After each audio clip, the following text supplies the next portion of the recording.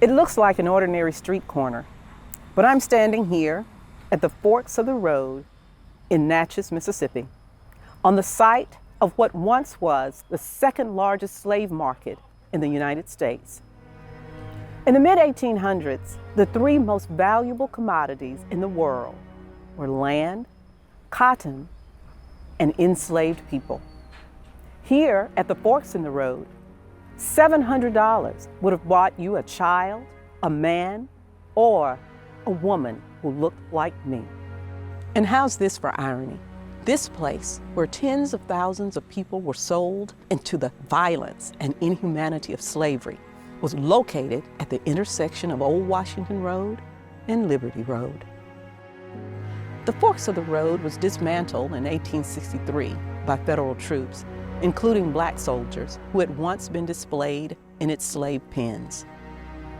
Nearly 160 years later, Mississippi stands at another fork in the road. Today, Mississippians live in poverty and oppression, not because of choices they made, but because of a long-standing system, a system with its roots here on this ground, designed to keep people of color, the poor, and other marginalized people oppressed. The legacy of slavery lives on in race-based disparities in healthcare. The legacy of slavery is persistent disparities in wealth, income, and home ownership by race. The legacy of slavery is the disproportionate representation of African Americans in the criminal justice system. Conflicts about rights, including voting rights and basic human liberties, have their roots here in a time when when people thought they had the right to own other humans. The Mississippi Center for Justice works to dismantle that historic racist system. Which fork in the road will Mississippi take? There's always the old way, which perpetuates more than a century of oppression and injustice. But MCJ and our supporters are creating a new fork in the road, a new pathway that really does lead toward liberty and justice for all.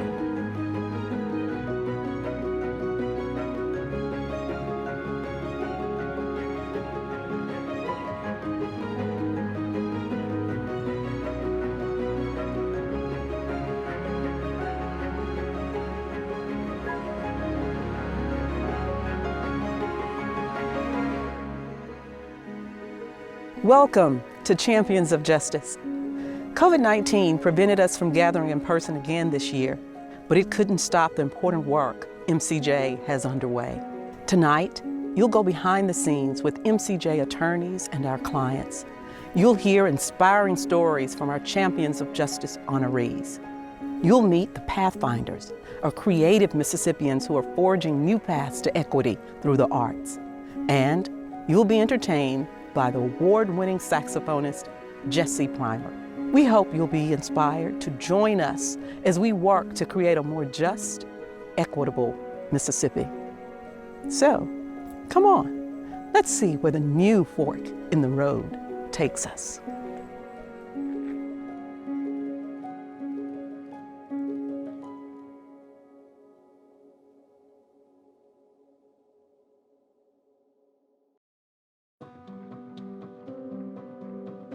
I work at Walmart. I've been working at Walmart for 4 years. I have a heart condition. I have arrhythmia, and it causes me to be like weak. I have to work at a certain pace because I have passing out spells. But when COVID came, it put me at a high risk because of my heart condition. I have to take a leave, and it's unpaid leave. I got behind on my bills. The people who are called into justice court are often low-income community members who are already living on the edge financially. Now, they've been called into court, usually over a debt they owe. The judge knows of potential solutions to the situation, but the judges have to be neutral. The plaintiff knows, but it doesn't benefit the plaintiff to say so because they're trying to win the case. The plaintiff's attorney knows, but it doesn't benefit them as well because they're representing the plaintiff. The only person that doesn't know all of the solutions that are available to them is the low-income community member, which is the defendant. MCJ's Justice Court Navigator program puts someone who knows the law on their side. I was born and raised in the Mississippi Delta, not far from here, actually, over in Sharkey County. Born and raised in poverty. My dad worked on a farm for a living, drove tractors to take care of my mom, and my brother, me, my other two siblings. When I was 13, I started chopping cotton. He took me to the fields with him, and I did that all throughout my teenage years. I went into law school with the thought that the only thing I want to do is work in low-income communities, helping community members that grew up in similar situations that I grew up in, where people don't have a lot to work with. People are living in poverty. People are living with healthcare issues. People are jobless.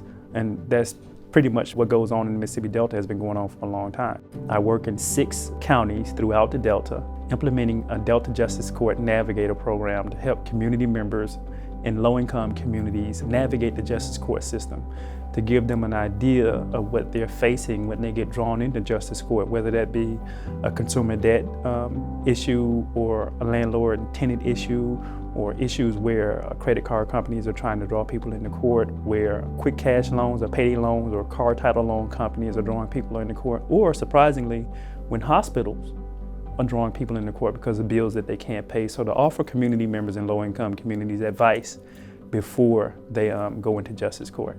When I was coming to court, I was worried that my check would get garnished and that I won't be able to afford my bills like car note. And if I don't have a car, I can't get to work. A judgment in justice court can be the first event in a downward spiral that leads to the loss of a home, a car, or a job. The repercussions can keep people who are already struggling from ever finding a way out. When I first meet a client in one of these communities, or a litigant in one of these communities, for me, it's almost like I see a family member or a friend.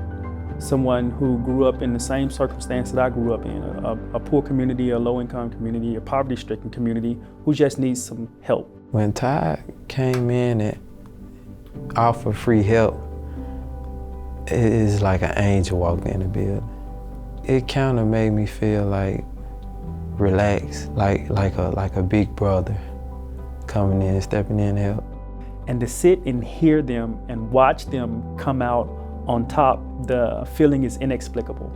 You know, to see a low-income community member who has so many odds stacked against them get this one win that day, and they walk out with their shoulders held high, and they walk out and not be evicted from their apartment. They walk out and they still have money in their pocket to feed their family.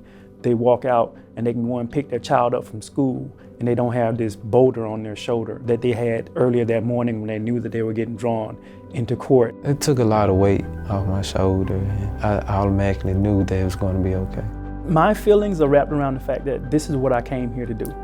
I came here to help community members. For me, it reinforces my desire to go to law school, why I went to law school, and it lets me know that I'm doing the right thing. I'm doing what I want to do. I'm affecting the lives of people that look like my family, that look like me.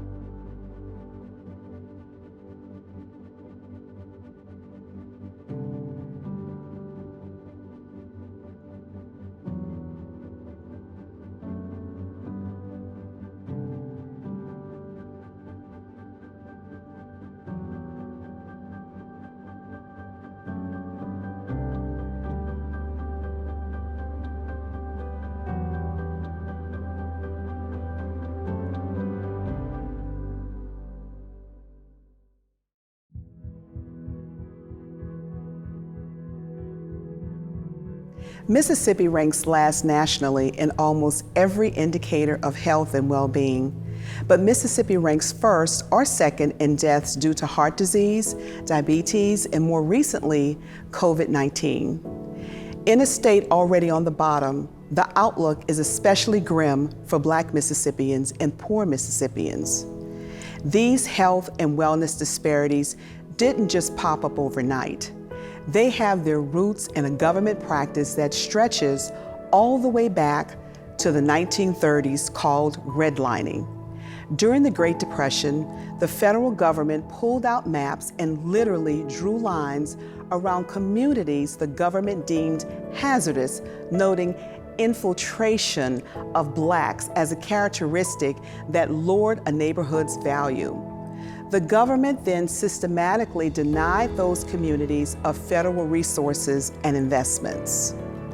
The Black neighborhoods deemed hazardous on the redlining map of Jackson, Mississippi in 1932 are the same communities that today have the highest rates of diabetes, obesity, and high blood pressure. These are also the same communities that have the most limited access to healthy foods, neighborhoods without grocery stores, where residents have few choices other than junk food from the gas station or a corner convenience store. These food deserts might not seem to have any connection to a celebrity chef, but it was on the front lines of the fight against food scarcity that the Mississippi Center for Justice connected with Chef Nick Wallace. Nick is known nationwide for his appearances on the Food Network's Chopped, Cutthroat Kitchen, and Fire Masters. Nick is also a spokesperson for national brands like Dole, Pepsi, and the former Uncle Ben's rice, now rebranded as Ben's Original Rice. He recently opened the Nissan Cafe by Nick Wallace at the Mississippi Civil Rights Museum, and he's been named the best chef in Mississippi. Despite his success, Nick has never forgotten his roots. He grew up in rural Edwards, Mississippi. When his family's garden couldn't produce enough food, the family relied on SNAP benefits, food stamps, to fill the gap. Nick understands that access to healthy food isn't just a wellness issue, it's a social justice issue. Through his nonprofit, Creativity Kitchen, Nick goes into Jackson Public Schools and works with their cooks to enhance school menus. For many Jackson Public School students, school meals are their only meals of the day. Nick thought these children deserved a meal that was both healthy and delicious. And as he put it, he enjoyed the challenge of getting creative with a chicken nugget. Nick has partnered with Black farmers to help them find new markets for their crops, helping these small farmers earn a living and getting healthier food onto more Mississippi tables. Nick is the first chef and the first Mississippian to join the National Board of Hunger Free America, a nonprofit that fights food insecurity. As Nick told MCJ, "I want to help people, and my ability is in feeding people. If I were a mechanic, a lot more people would be driving cars." For his work in using the culinary arts as a vehicle for social justice, the Mississippi Center for Justice is privileged to recognize Chef Nick Wallace. Nick couldn't be with us as he spent the last 2 months filming a top secret project in a top secret location. Chances are that project will be another opportunity for Nick Wallace to use his talents to feed more Mississippians.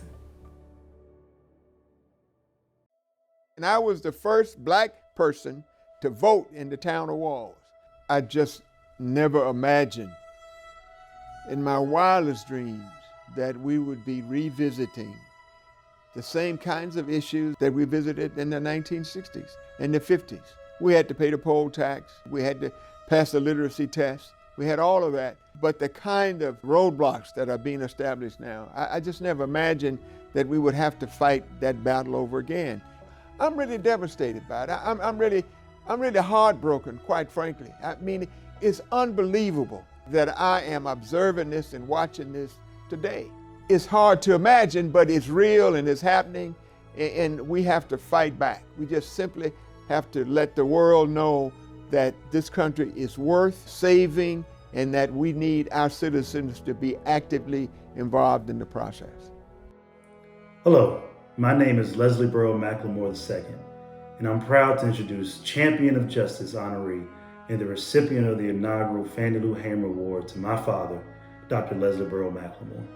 My father was born in Wallace, Mississippi, August 17, 1940. This small, unassuming North Mississippi town has always been near and dear to his heart. We would make that long 3-hour hike from Jackson to Walls. When we got there, his eyes would light up like a Christmas tree. I never quite experienced that same joy growing up, but I never wanted to take that away from him. So I pretended and I went along with the ride, even if I didn't understand why he was so happy about seeing buildings that probably didn't have central air. But I went along with it anyway. But now looking back at it, I get it. And it's because this town created him. It molded him to become the person he would eventually become. A civil rights legend, a once-in-a-generation educator, a pragmatic politician, and an amazing father. Now, let's think about what I just said. All of those titles, and he earned those titles with hard work and dedication. As a civil rights legend, he fought with Black Mississippi zeal to achieve Black Mississippi equity while fighting alongside other Mississippi legends like Fannie Lou Hamer. As a once-in-a-generation educator, he provided lessons of the movement to hundreds of thousands of students, colleagues, and anyone who would listen as a tenured professor at the Jackson State University. And also he was founder of the Fannie Lou Hamer Institute.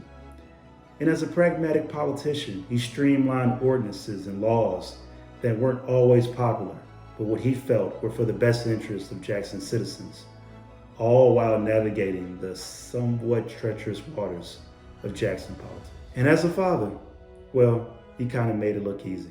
My parents were consistent, including my father, who consistently stayed my father, even when the duty of public service called for Dr. McLemore.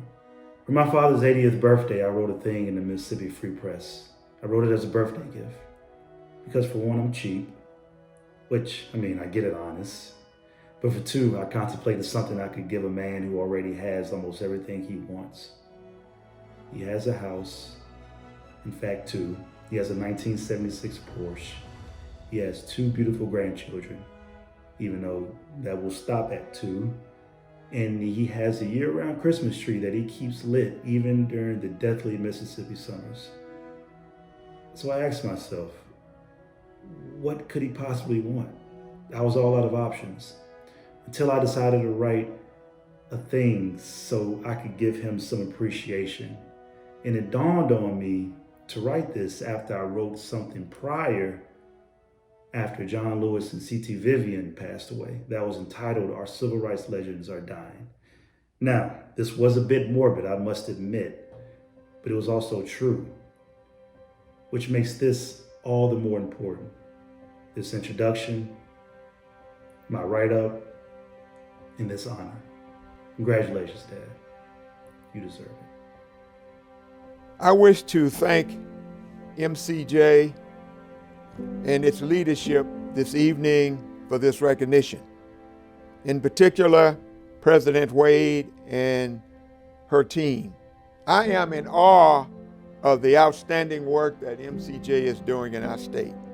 I hope and trust that you will continue to provide leadership around these social justice issues. I also want to thank my son Leslie for that introduction. And also I wish to thank Leslie and attorney Ellis Turnage for their leadership and co-chairmanship of the host committee. I am speaking this evening from the town hall in Walls, Mississippi, where I serve on the Board of Aldermen. The town hall is a few hundred yards from my old high school, Delta Center High School, where I graduated from in 1960. I went from leading a boycott at Delta Center High School in Walls in 1960 to being the first Black elected official in Walls in 2017. I started my social justice journey in Walls as president of the student council at the Delta Center High School. I led a boycott of classes at the school in 1960 for 3 basic reasons. Number 1, we felt we had too many faculty advisors on the student council. Number 2, we didn't have any Negro history books in the library. And number 3, we didn't like the food in the cafeteria. Some of us felt very strongly that the cornbread was not thick enough and the greens were not greasy enough. Let me say that this honor recognizes my social justice work here at Walls, my activity at Rush College and beyond. By honoring me, MCJ is honoring my family, my schoolmates, friends, and colleagues throughout my life. For me, the inaugural Fannie Lou Hamer Award is a Lifetime Achievement Award. I am humbled by the recognition at this stage in my life. My grandfather, Leslie Williams, voted for the first and last time in 1967. He was a World War I veteran. He lived most of his life in Mississippi and only voted after the passage of the 1965 Voting Rights Act. I would not be standing here this evening if Leslie Williams had not taken a positive role in my life. He was my male role model. Leslie Williams, a man who only voted one time in his life, but lived his entire life in Mississippi. I have worked all of my life to help ensure the right to vote. I walked the streets of Holly Springs, Mississippi, Marshall County, Benton County, Tate County, and DeSoto County, urging people to register and vote. I wish to really shine the light on my classmates and schoolmates at Rush College. We joined the movement at Rush in 1960. My cohort of mates were the first people to conduct voter registration drives in Holly Springs and Marshall County before the coming of the Student Nonviolent Coordinating Committee to North Mississippi. Fannie Lou Hamer changed my life. I met Mrs. Hamer less than 5 months after she had been evicted from the W.D. Marlowe plantation in Sunflower County, Mississippi. We boarded a bus to attend a citizenship education workshop in Dorchester County, Georgia. And on that bus from Cleveland to Dorchester County, Georgia, Mrs. Hamer introduced us to freedom songs. And Mrs. Hamer sang her way along with teaching us freedom songs from Cleveland, Mississippi to Dorchester County, Georgia. At that workshop, I had never in my life heard a person so passionate about democracy, so passionate about the right to vote. And Fannie Lou Hamer demonstrated to us that the right to vote was precious. So I remember after seeing Mrs. Hamer and listening to Mrs. Hamer, when I got back to Rush College, I called my mother and told my mother, "My dear, I have met this outstanding lady, Fannie Lou Hamer, who is absolutely incredible." So I can't explain to you or tell you how important that this award, named in honor of Fannie Lou Hamer, is so important to me. The inaugural Fannie Lou Hamer Award, to me, Leslie-Burl McLemore, is really the Lifetime Achievement Award. So, MCJ, I thank you for honoring and recognizing me and my family.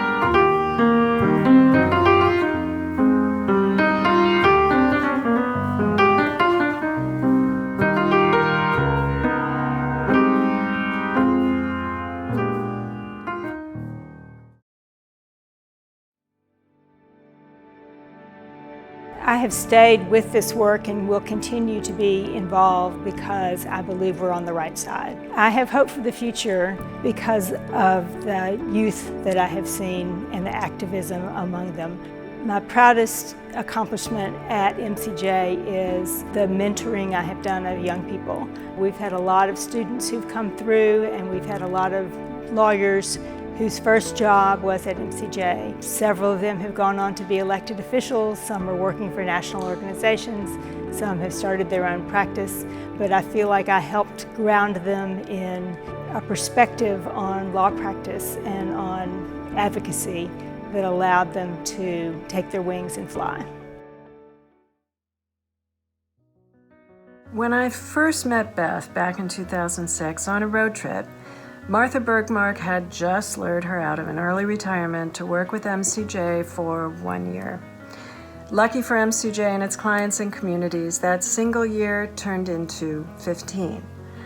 I'll try to capture how Beth became famous for tackling and subduing impossible tasks by tracing some threads that run through her expert, wide-ranging work over those 15 years. So the first thread is her defining calm, as when she flew nearly solo on the South Delta Public Housing Authority case. After managing discovery for about 250 public housing tenants, she kept them housed, rescinded their unjust rent increases, and got needed repairs.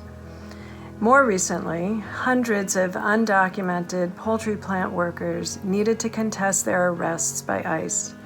Riley raised more than $500,000 for a bond fund for their release, and it fell to Beth to figure out how do we set up a bond fund even though Mississippi prohibits them. Again, Beth did it, getting more than 160 immigrants out of detention and home to their families. The next thread, like a master quilter who can see the end product from a pile of scraps, in her oversight role, Beth maximized the punch of MCJ's high-impact litigation initiative. Consider that its first criminal case secured release of Curtis Flowers. Its first LGBT rights case challenged HB 1523, and its current effort to re-enfranchise formerly incarcerated Mississippians. Beth also threads together generations. She loves to heap praise on the next generation of MCJ Justice Champions. You add in Beth's grant writing skills, which helped secure more than $3 million last year alone, and you'll get a sense of how much Beth has done to support that next generation. She even quilts at home. If you've enjoyed Beth and Steve's signature hospitality, you may have gotten a peek at the bedspreads that she made for her boys out of their favorite t-shirts using the sewing machine that she got as a bat mitzvah gift. That's the kind of threading together of old, new, and future with heart and soul that she gifted to MCJ, helping transform bits and pieces into a larger whole to protect the rights and interests we all hold dear. Beth, we'll all miss every single bit of it, as we also wish you some well-earned relaxation, even among all those grandchildren. Thank you, Karen, for those very kind remarks. I have lived a very charmed life. I've never been told that I couldn't do something because of who I am. My life has been full of choices to determine my best path. I'm so grateful that my very unconventional career path led me to the Mississippi Center for Justice for the last 15 years of my work life. From the time I graduated from college until I began working at MCJ in 2006, my understanding of racism and racial justice was primarily historic. I saw Black people moving into my neighborhood and developing a solid base in professional circles, and came to the conclusion that our societal divide had morphed into economic disparities and that racial barriers no longer existed. I now know that I was able to come to that conclusion because my perspective as a white woman in Mississippi allowed me not to see daily challenges faced by people of color in America long after the official civil rights era ended. I did not have to sit down with my 3 sons and tell them how to respond when they were inevitably pulled over by the police for driving in their own neighborhood. I did not have to suffer the indignity of being followed into a dressing room at a fancy department store. I did not have to absorb coded language meant to insult and exclude me on a daily basis, adding stress to my daily life. Through my work at MCJ, I have learned that 21st century racism exists, and racist decisions our country and state made since the Civil War continue to affect families today. After years of fighting to change the narrative, I have two conclusions. One, it is vital to have the voice of the opposition to let those in power know that their views are not held by everyone in the state. And two, our current leaders are very happy with the way things are and are not interested in relinquishing control. We must continue to lift up the needs of those who have suffered ill effects from generations of racist policies and who lack the economic opportunities I have had in my life. I truly believe that without the Mississippi Center for Justice and our allies, we would be in much worse shape. I am honored to be recognized as a champion of justice. I join a list of my heroes who came before me. In closing, I'd like to read a note I got from one of my housing clients. A delightful, tiny woman from Cleveland, Mississippi, sent me this handwritten note. Mrs. Orlansky, I just had to write you a little note, just to say thank you. For just caring about people. Thank you so very much. Thank you for what you have done. Don't worry about what you can't get done. The world is a better place with you in it. Thank you again, Esther Hill.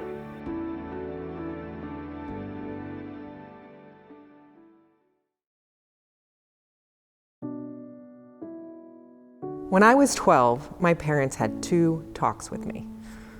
One was the usual birds and bees. The other talk was about what to do if a cop stopped me. Mama fussed and told Daddy I was too young for that. He argued that I wasn't too young to get arrested or shot. Angie Thomas's best-selling novel, The Hate U Give, is a searing story of racism and police violence. The book follows the main character, Star, after her friend Khalil, an unarmed black boy, is shot and killed by a white police officer. The hate you give is fiction, but the truth is policing differs based on the community where you live and the color of your skin. Many black children in Mississippi aren't allowed to have a childhood. When a white child and a black child make the same mistake, the white child is labeled immature. The black child is labeled a criminal. We see it all the time. Where a white child might end up in juvenile hall or simply be sent home with a lecture, a black child is thrown into adult jail and into the adult criminal legal system. MCJ and its partners advocate for these vulnerable black children. We represent children who've been tried as adults to get them out of the adult criminal legal system. We work with other advocacy groups to fight for the law to be applied more fairly to every child in Mississippi, no matter what they look like. The work to change this kind of systemic discrimination isn't limited to the legal field. Tonight, MCJ is honored to recognize Angie Thomas, who is using her creative skills to speak out for marginalized people and to inspire her readers to call out injustice. Angie was born, raised, and still lives in Jackson, Mississippi. Her award-winning debut novel, The Hate U Give, started as a senior project when she was a student at Belhaven College. The book debuted at #1 on the New York Times bestseller list and was adapted into a critically acclaimed film. Angie's subsequent novels, On the Come Up and Concrete Rose, also made the New York Times bestseller list. Angie grew up in a world where not every child is guaranteed a childhood. And while her novels show us that world with all its injustices, they also remind us that it's up to us to change it. As Angie writes, "Once upon a time there was a hazel-eyed boy with dimples. I called him Khalil. The world called him a thug. He lived, but not nearly long enough. And for the rest of my life, I'll remember how he died. Fairy tale? No. But I'm not giving up on a better ending. I think it'll change one day. How? I don't know. When? I definitely don't know. Why? Because there will always be someone ready to fight. Maybe it's my turn. MCJ is honored to recognize Pathfinder Angie Thomas. Thank you so much, Mississippi Center for Justice, for this outstanding honor. I am truly humbled, thrilled, and just excited and grateful. Thank you all so much from the bottom of my heart. You know, Mississippi and I have a interesting relationship, and I think everybody watching this video can probably say that in agreement. There's so much that I love about this state, but there's also so much that I want to change about this state. And the only way I sometimes know how to do that is through my art. Through books, I try to write stories about young people like the ones I grew up with, like the ones I see now, who are here in Mississippi or in other parts of the world and who want to be seen, who want to be heard, who need a reminder that their lives, their dreams, their hopes, their aspirations matter. I write with them in mind, and I write especially with young Mississippians in mind, hoping that I give them mirrors and sliding glass doors to either see themselves or see lives unlike their own, so that they can become the leaders that we should have all been, so that they can correct the mistakes of their ancestors, and so that they can lead the world in ways that are beyond our wildest dreams. My hope for Mississippi, my hope for this country, for society, but especially my hope for Mississippi lies in young people. You know, Whitney Houston said it best, I believe the children are our future. Well, I believe we have a generation coming up that will truly change the world. And if I can have any part in that work, then so be it. They're the reason that I keep coming back to Mississippi, that I keep a home in Mississippi, because I hope that they see me and recognize that someone from here like them is doing what I do. So that means that they can do even greater. Visibility is a powerful thing. Representation is a powerful thing. So to get this honor from you all for something that I've just made my life work, and for you to recognize it, it truly means a lot. So again, thank you from the bottom of my heart. Thank you all for the work that you're doing. Thank you for the impact you're making here in Mississippi. Thank you for the lives that you're changing. We talk a lot about, you know, changing the world and changing Mississippi and this necessary fight. And I think a lot of us at times can get overwhelmed by this idea, especially when we look at all the problems that our great state has, all of the things that need to be fixed, all of the changes that need to take place. It can get super overwhelming. But I want to encourage you, whoever you are, whether you're young or not so young, I want to encourage you that we can change Mississippi. We can change Mississippi. How? We start by changing the Mississippi that's right around us. We change our neighborhoods. We change our jobs. We change our places of worship. We change our schools. We make change in those environments that we go into every single day, whether it's by being active in activism or making ourselves heard or calling out something when it shouldn't, with something that's wrong when it needs to be called out. We can change Mississippi. It starts with you, it starts with me, but it starts with us doing it in our small worlds so that we can make a greater impact on the entire world. No change is too small. Thank you all so much. Continue the good fight. You give me hope. You give me assurance. And I look forward to hopefully one day celebrating with you all in person soon. Stay safe, stay blessed, stay healthy. Find joy wherever you can find it. Bye. Good evening.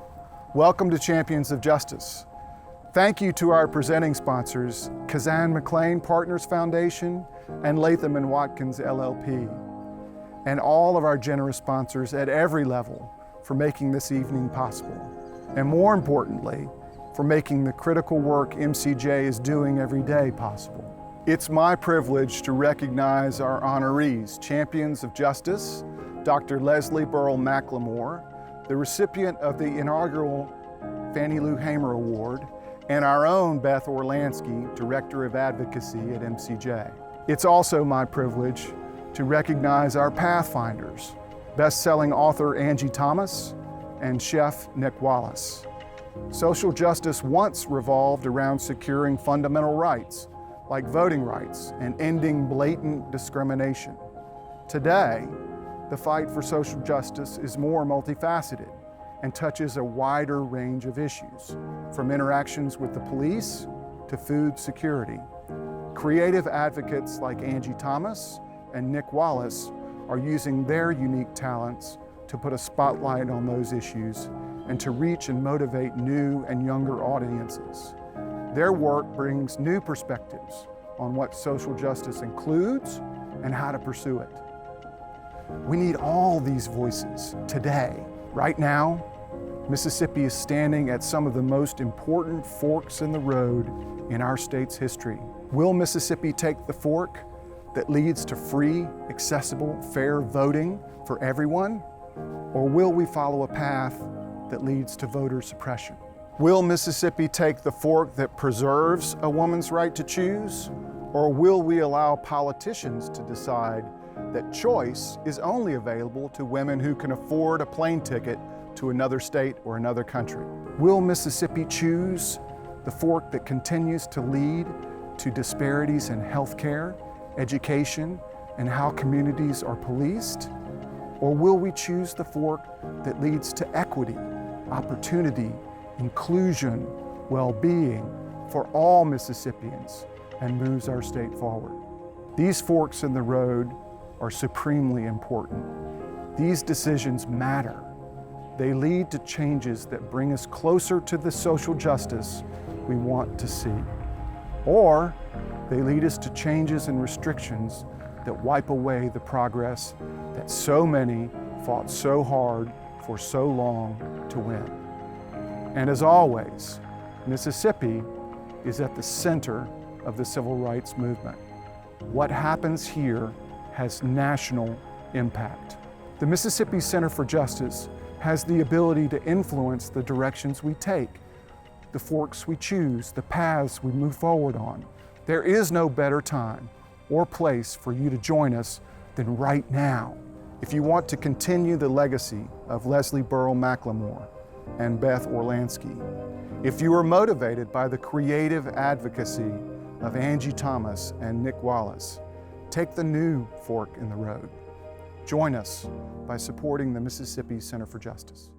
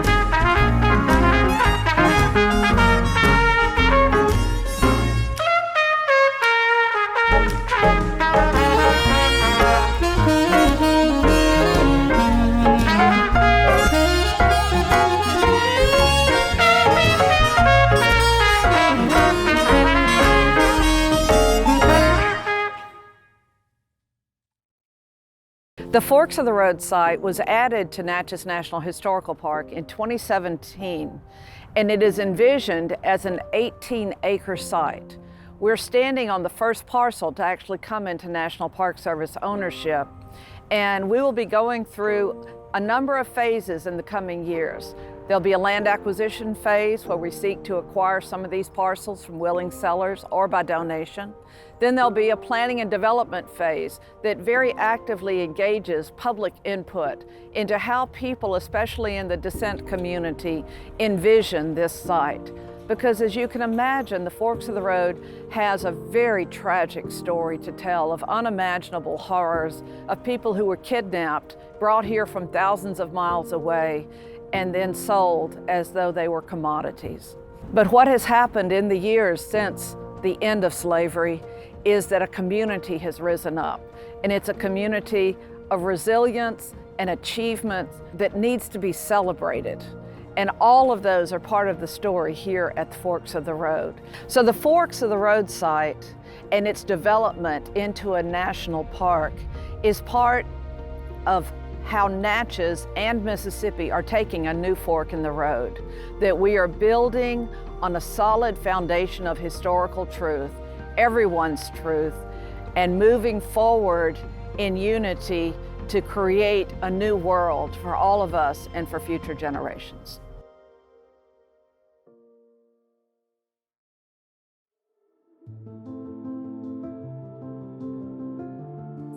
Our honoree, Dr. McLemore, has spent more than 60 years fighting to dismantle Mississippi's racist, unjust system. Yet, when he's asked about the legacy that he'll leave behind, Dr. McLemore's response is to look at the road ahead and say, there's so much more work to be done. MCJ won't rest as long as there is still so much more work to be done. Do we get discouraged when rights we've fought for, like voting rights and the right to choose, are threatened? Of course. Do we get discouraged when we see people, including politicians in leadership positions, openly fighting to maintain a status quo that's racist and unjust? Of course. Do we get discouraged when we see a system that has its roots in the horrors of slavery still operating in Mississippi today? Of course we do. We get discouraged, but we don't quit. Instead, MCJ finds a way. We litigate, we advocate, we collaborate with our partners. MCJ doesn't just take a new fork in the road. We create a new fork in the road. MCJ has the energy, the passion, and the creativity and the conviction to lead this fight. But we need your support. Our goal tonight is to raise $600,000. It's a high goal, but the stakes are even higher. To continue the fight for justice, please visit our website or text the number on your screen and make your pledge now. We can choose to stay on the same old path that keeps oppressed Mississippians oppressed and ensures that Mississippi stays at the bottom of every indicator of equity, justice, and basic human well-being. Or we can pursue a new direction one that earns Mississippi a reputation as a state that stands for racial, social, and economic justice for all of its people. So, just ask yourself, which way do you want to go?